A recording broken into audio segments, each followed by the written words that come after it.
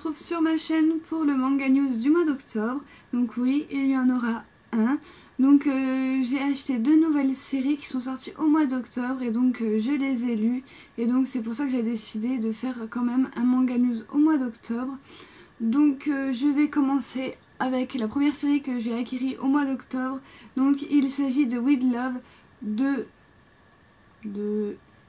Hiraku Miura. Donc c'est l'auteur qui a fait aussi ces 2 séries. Donc j'avais acheté le one shot Beauty and the Devil, mais j'ai appris par la suite que c'était le préquel de Midnight Devil, donc que je n'ai pas évidemment, mais j'ai complètement craqué sur cette couverture avec plein de fleurs et de rosaces. Donc elle est vraiment super belle, donc c'est pour un public averti vu ce qui se passe à l'intérieur.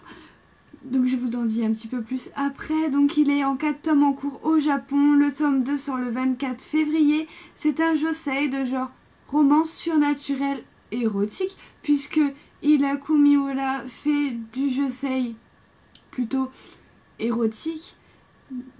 Donc voilà, c'était déjà ça dans sa précédente série. Enfin, de ce que j'ai pu en lire, le préquel, c'est un petit peu près la même dose. Je ne sais pas si cette phrase est française, mais c'est pas grave. Vous m'avez compris. Donc, qu'est-ce qui se passe dans ce premier tome? Donc, c'est une jeune fille du nom de Yuzuki Madoka qui est passionnée par les animaux et particulièrement plus pour les chiens. Donc, elle est dans une école pour apprendre le métier de toiletteuse.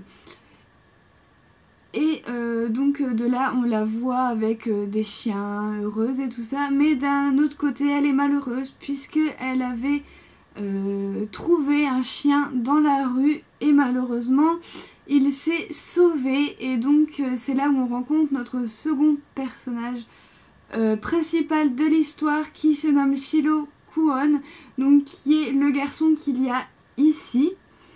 Donc voilà, qui est emménagé il n'y a pas très longtemps, et donc c'est son voisin. Et donc son voisin va l'aider à retrouver son petit chien. Et bien entendu, pour le remercier, elle va l'inviter chez elle. Et donc depuis, ils ne vont plus se quitter. Et ce qu'il faut savoir, c'est que tous les soirs de pleine lune, un étrange phénomène se produit. Il y a des loups-garous. Oui, des loups-garous, donc ce manga est un petit peu surnaturel et ça rattrape vraiment beaucoup les choses, puisque dans ce manga il y a un très gros côté érotique qui me dérange moi, puisque pour moi c'est un petit peu dominé-dominant, voilà ce qui se passe, et moi ça me dérange dans ma lecture. Personnellement, je n'aime pas trop l'érotique de ce genre-là. Voilà, surtout quand on a un homme qui est super pervers et que la fille à côté, elle est toute douce, toute timide, toute gentille, toute sage et tout ça. Forcément, ça va pas ensemble. Et donc voilà, beaucoup de choses m'ont choquée dans ce premier tome, mais je vous en parle après. Et donc à la fin dans le dernier chapitre de ce tome-là, donc on découvre bien évidemment le secret que cache le jeune homme, puisqu'il y a un secret, un très lourd et très gros secret qu'il ne doit absolument révéler à personne. Donc voilà, bien entendu, notre héroïne Yuzuki va le savoir. Bien entendu, je ne vais pas vous le révéler parce que c'est un très gros spoil de ce premier tome. Ce premier tome est vraiment un prologue à la série, donc il y a déjà un chapitre 0 plus 2 autres chapitres, donc qui fait 3 chapitres en tout. Mais pour moi, tout l'ensemble reste un prologue. C'est vraiment, on veut vraiment nous montrer ce qui va se passer dans les précédents tomes qui vont arriver. Donc voilà, et d'ailleurs à la fin de ce tome, nous avons 2 autres personnages masculins qui cherchent quelque chose, et quand on arrive à la dernière page, ils disent qu'ils l'ont trouvé.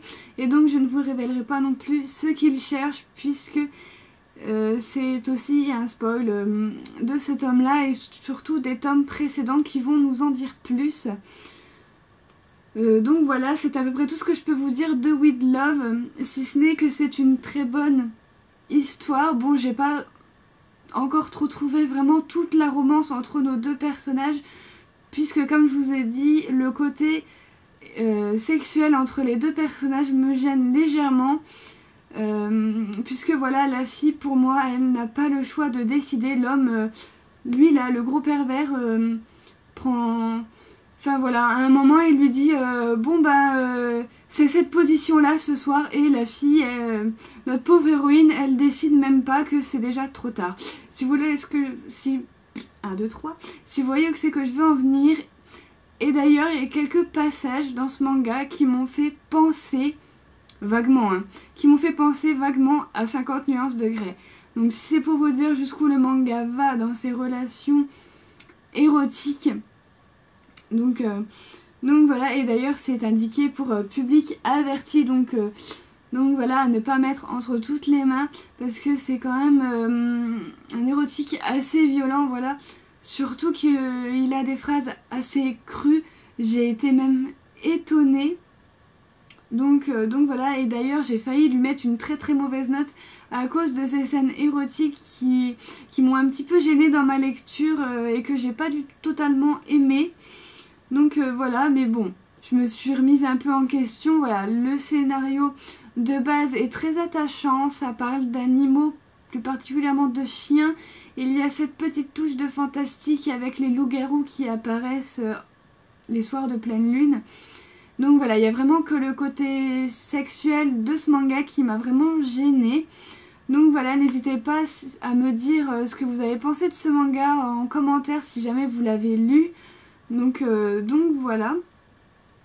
Et donc pour en revenir à l'aspect livre, je vais vous montrer les dessins sans vous montrer rien de très choquant ni tout ça. Donc voilà. Donc les dessins sont très très beaux. Et donc du coup je sais pas si je vous ai dit, mais je l'ai noté 5 sur 10 sur Manga Sanctuary, puisque pour moi il y a quand même cette part de gêne dans la lecture. Donc voilà, mais si le tome 2 est du même niveau que le tome 1, c'est clair et net que je stopperai cette série. Voilà, parce que je ne supporte pas trop les films ou les mangas, surtout les mangas quand c'est dominant-dominé. Je déteste ça. Donc voilà, même si ça part dans du fantastique et tout ça, que le mec il en a besoin et tout, voilà, c'est déjà besoin à mon œil. Donc voilà, ce qu'il essaye un peu de faire croire à la fille dans ce tome là, mon œil tu parles. Donc voilà. Et donc pour en passer à la deuxième série que j'ai commencé au mois d'octobre, il s'agit des 2 premiers tomes de Devil's Line, donc de Ryo Hanada. Donc c'est édité chez Kana dans leur collection Big, et l'autre je ne l'ai pas dit, c'est édité chez Soleil dans leur collection Gothique. Il y a 5 tomes en cours au Japon. Le 3e tome est prévu pour le 4 décembre. Le 4e tome est prévu en mars. Je me rappelle plus très bien de la date, mais ça doit être vers le début. C'est un seinen de genre action, drame, horreur, mature, romance et surnaturel. Évidemment, puisque cela nous parle de vampires, demi-vampires, humains, démons aussi. Bref, plein de créatures surnaturelles. Et c'est ça qui est intéressant. Donc, je vais d'abord parler du premier tome. Donc déjà, niveau couverture, c'était assez intéressant. Donc voilà, le tome est super super beau. Donc voilà, je sais pas si vous voyez très très bien tous les reflets de la couverture, mais elle est vraiment super belle. Et donc ça nous parle déjà, c'est bien parce qu'il n'y a même pas de résumé au dos. Du coup ça ne m'aide pas. Donc en fait ça nous parle de Tsukasa qui est une jeune fille qui est encore au lycée. Donc c'est le personnage qui est sur la 2e de couverture. Et ça nous parle aussi de Hanzei qui est un demi-vampire et qui va d'abord dans les premières pages du manga sauver notre 2e héroïne, donc Tsukasa. Je ne vous dis pas pourquoi, vous le découvrirez ou vous l'avez découvert si vous avez lu ce manga. Donc voilà, il va la sauver, et de ce fait là, en fait, du coup, pour le remercier, elle l'invite à manger chez elle et tout ça. Et en fait, au fur et à mesure, ils ont un petit peu du mal à se séparer, on le sent, puisque Hanzei a toujours besoin d'être perché sur son poteau et elle la surveille en fait, tout le temps. Et d'ailleurs, même lui, il comprend pas, mais qu'est-ce qui se passe? Pourquoi est-ce que je dois faire ça et tout ça? Voilà, il se sent en fait obligé de la protéger. Et on va voir au fur et à mesure des pages que leur relation va devenir vraiment très très très forte. Et voilà. Et donc il faut savoir aussi que Hanzei, ce n'est pas que ça, c'est aussi pas un policier, mais il travaille avec la police pour déjà surveiller les vampires. Parce qu'il faut savoir que si un vampire boit du sang humain, il se transforme et devient complètement ingérable, et de là il faut complètement les anéantir, puisque sinon ça fait des ravages. Donc voilà, donc ils font partie j'ai complètement oublié le nom de comment ça s'appelle. D'une brigade, voilà. Il fait partie d'une brigade. Donc voilà, où il y a des vampires et des policiers. Donc voilà, donc il travaille là-dedans. Et donc en même temps, sa relation avec Tsukasa évolue très très rapidement. Sauf que dans le dernier chapitre, on va voir qu'il va y avoir une nouvelle brigade. Mais une brigade qui n'existe pas vraiment, puisque c'est en fait des gens qui sont totalement contre les vampires et qui ont décidé de les tuer, qu'ils soient ou non coupables de quelque chose. Et donc de là, ça va un petit peu mal se passer pour Hanzei, je ne vous en dis pas plus.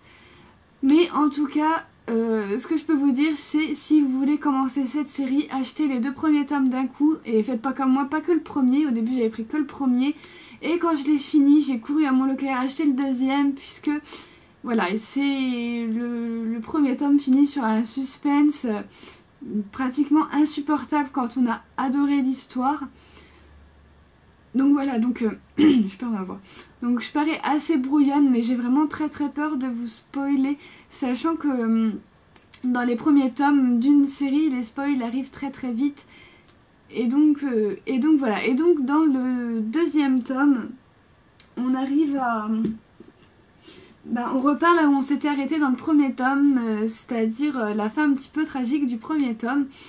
Et donc voilà, où on découvre un nouveau personnage qui sera sur la couverture du tome 3. Donc voilà, et là nous avons un peu plus mis en avant Tsukasa, qui commence à se poser des questions parce que Hanzei ne revient plus. Et donc elle va retourner un petit peu sur l'endroit tragique qui s'est produit à la fin du premier tome, et elle va tomber sur un nouveau personnage qu'on nous dévoile vraiment à la fin du premier tome. Et ce nouveau personnage que je vous laisserai découvrir va l'aider pour retrouver Hanzei.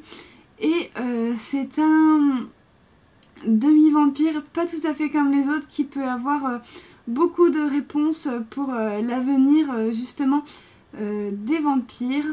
Donc voilà, il a une capacité incroyable à se retenir face au sang, que je vous laisserai bien entendu découvrir dans ce tome 2. Et donc là nous avons le tome un petit peu coupé en deux, où c'est que nous avons la partie où Tsukasa et notre nouveau personnage vont partir à la recherche d'Hanzei, et nous avons aussi la deuxième partie où ceux qui vont tuer, ou ceux qui veulent tuer tous les vampires passent à l'attaque, où ils ont un plan, mais malheureusement leur plan ne va pas se passer comme prévu. Je vous laisserai aussi le découvrir dans ce deuxième tome. Et voilà, j'ai vraiment très très hâte d'avoir le troisième tome pour savoir ce qui s'y passe, si on va enfin avoir toutes nos réponses de ce deuxième tome, du moins avec ce personnage assez particulier qui pourrait avoir beaucoup de réponses pour les vampires. Et donc voilà, donc pour mon avis personnel, j'ai adoré ces 2 tomes. Donc voilà, l'intrigue est là, on a envie de tourner à chaque fois les pages, d'en savoir toujours plus. Voilà, le mangaka arrive à nous laisser en suspense où on se pose toujours des questions. Qu'est-ce qui va arriver après? Est-ce qui... Enfin voilà. Et donc du coup c'est vraiment intéressant comme histoire. Le fil conducteur est vraiment très bien détaillé. L'histoire va plutôt doucement et ça c'est plutôt agréable qu'une histoire qui enchaîne tout vite. Voilà, déjà j'aime pas quand ça va vite. Et notre relation entre nos deux personnages... On voit dès le départ que c'est une relation très fusionnelle puisque pour l'instant on ne parle pas d'amour mais on parle plutôt de protection. Voilà, ils ont besoin de se protéger mutuellement et ça se sent presque dès qu'ils se sont rencontrés. Et ça c'est vraiment bien que le mangaka arrive toujours à nous retransmettre ce que nos deux personnages ressentent les uns pour les autres et j'ai beaucoup aimé. Donc voilà, j'aime beaucoup aussi entre les méchants et les gentils, enfin voilà, les vampires qui se transforment complètement en démons, enfin voilà, j'ai vraiment adoré. Après pour ce qui est des dessins, alors les dessins, c'est sûr il faut s'y faire. Bon moi j'ai tout de suite accroché parce que comme je vous l'ai dit dans mes premières vidéos, je suis pas très compliquée en dessin. Mais je vais plutôt prendre le tome 1 pour pas éviter de vous spoiler le tome 2. Mais les dessins, je les trouve vraiment intéressants et ils retransmettent bien chaque personnage, leur originalité, leur personnalité. Et donc voilà, et surtout ils ont été obligés d'être dessinés comme ça pour quelque chose qu'on va savoir dans l'histoire. Donc je vous montre une page de ce tome pour que vous voyez bien de quoi je parle. Donc voilà, donc les dessins, certains n'aimeront pas, d'autres aimeront, mais il faut savoir que les dessins vont très bien avec l'histoire. Et voilà, il y a de l'humour, voilà, des fois j'ai rigolé, des fois un petit peu de l'horreur, un petit peu de drame aussi. Donc voilà, beaucoup de choses retranscrites dans ce manga et qui me plaît beaucoup.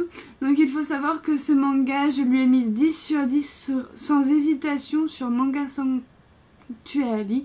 Donc voilà, c'est un coup de cœur que j'ai eu, donc voilà, pour cette fin d'année 2015. Un coup de cœur pour ce tome là. Donc voilà, j'ai bien envie de vous remontrer un autre dessin. Donc voilà, avec une petite page de la fille, j'ai oublié son prénom. Donc voilà, de Tsukasa. Elle s'appelle Tsukasa. Mais j'ai oublié son prénom, mais je sais que son nom c'est Tsukasa. Donc voilà, les dessins sont vraiment fort agréables et fort rigolos. Donc voilà, j'en ai terminé. Ah non, ah si, j'en ai à présent terminé pour mon manga news du mois d'octobre. Et donc je vous retrouve très bientôt pour une prochaine vidéo.